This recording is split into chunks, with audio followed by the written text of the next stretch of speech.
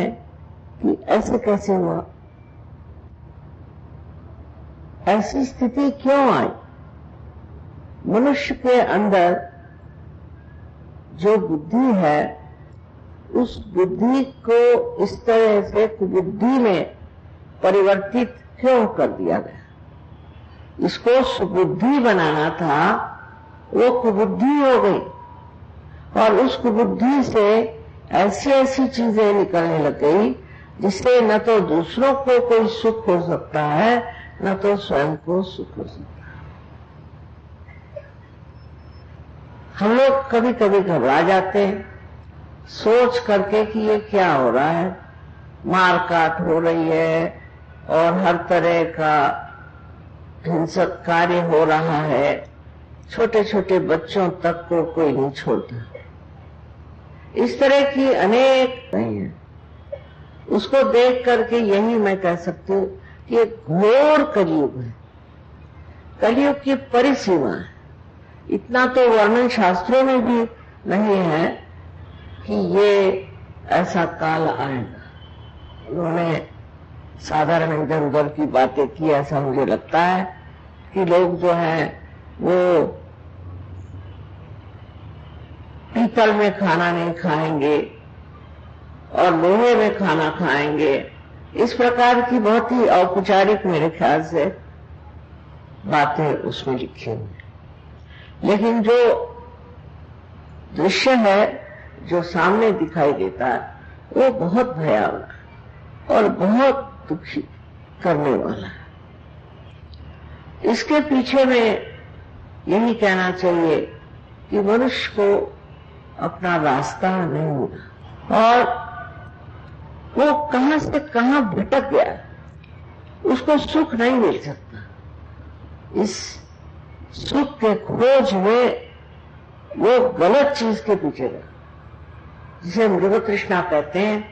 इस प्रकार मनुष्य भटकते भटकते घोर अंधकार में घुस गया।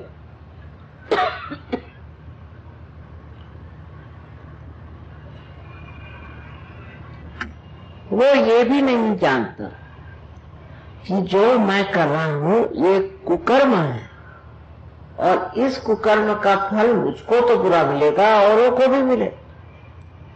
इस तरह की चीजें इतनी बढ़ गई हैं कि कभी कभी समझ में नहीं आता कि ये संसार कहां जाने वाला।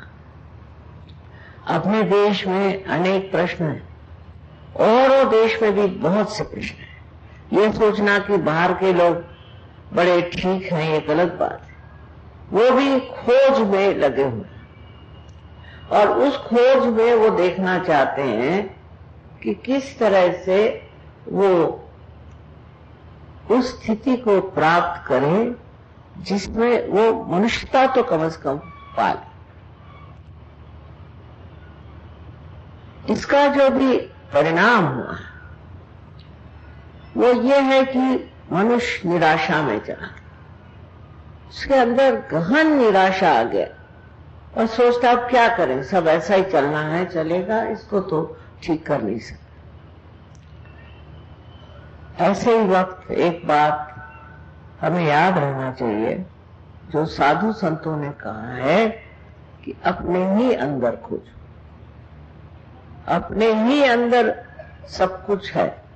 काहे रे बन खोजन जाए, सदा निवासी सदा आलेपा तो है संगरम। वो कौन है, वो कौन सी चीज है जिसके बारे में सब संतों ने हिंदुस्तान में भी कहा है, बाहर भी कहा है, सब धर्मों में ही कहा हुआ। इतना विपर्यास धर्मों का भी हो गया कि लोग इस बात को भूल ही गए कि जो हमारे अंदर है उसे खोजना है, और हमारे अंदर हमारी आत्मा है। हर इंसान में ये आत्मा पूरी तरह से जीवित अवस्था में है। ये आत्मा जो है यही परमात्मा का प्रतिबिंब हमारे हृदय में है। ऐसी तो बातें सभी कहते हैं, सबने ही बताया कि ऐसी आत्मा है, लेकिन लोग कहते